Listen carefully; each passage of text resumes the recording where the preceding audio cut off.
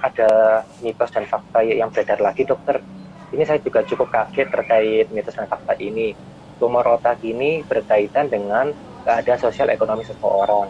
Kemudian saya telisik lagi, ternyata ada yang menyampaikan bahwa orang-orang, maaf, dengan tingkat gaji pendapatan yang rendah, mereka akan cenderung mengalami tumor otak karena ada pola dan gaya hidup yang sembarangan dan tidak terkontrol. Nah, apakah hal ini benar ya dokter? Apakah tumor otak ini bisa didapatkan di semua kalangan, ataukah hanya di kalangan tertentu saja, dokter ya? Jadi apakah tumor otak tadi berkaitan dengan status sosial ekonomi seseorang? Secara langsung itu tidak ada penelitian yang mendukung hal tersebut.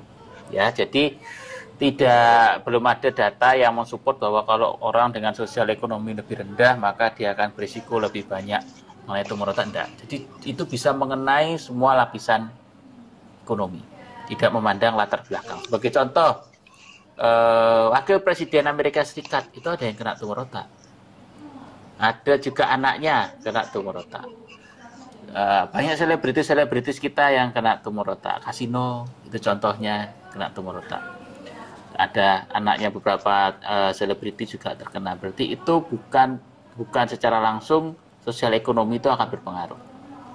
Mungkin berpengaruhnya pada deteksinya.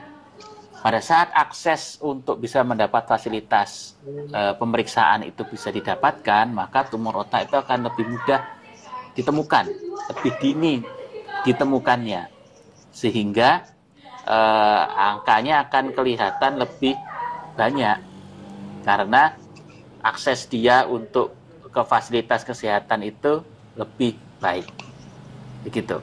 Dan itu justru pada kelompok ekonomi yang lebih tinggi. Pada negara-negara maju di mana akses mereka lebih mudah ke fasilitas kesehatan, tumor otaknya kelihatan lebih banyak karena diperiksa lebih banyak. Kita datang ke kita itu biasanya justru pada kondisi terlambat karena aksesnya tidak begitu bagus. Mereka datang pada saat sudah ada keluhan. Tidak terjadi apa yang namanya brain screening. Brain screening itu otak di screening pada saat sudah memiliki suatu faktor risiko tertentu.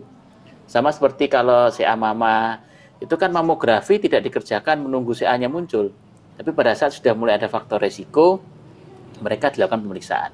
Nah, brain screening itu belum rutin di Indonesia, dan itu pun ada di Indonesia dikerjakan untuk kelompok yang mampu membayar itu. Ya, jadi tidak ada hubungannya dengan sosial ekonomi. Kemampuan deteksi mungkin terkait dengan status sosial ekonominya, tapi itu tidak secara langsung berhubungan dengan risiko tumor otaknya.